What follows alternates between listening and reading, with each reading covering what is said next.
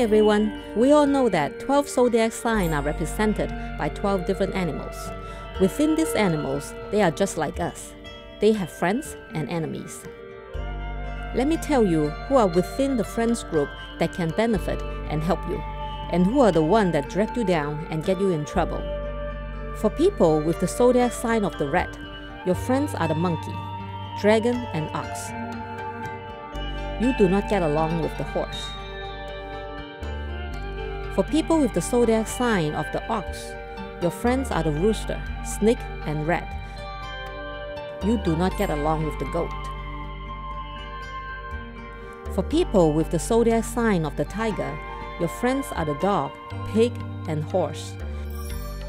You do not get along with the monkey. For people with the zodiac sign of the rabbit, your friends are the dog, pig, and goat. You do not get along with the rooster. Now you know who can help and benefit you.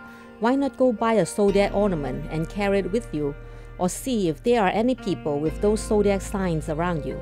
They might be able to give you better suggestions and help.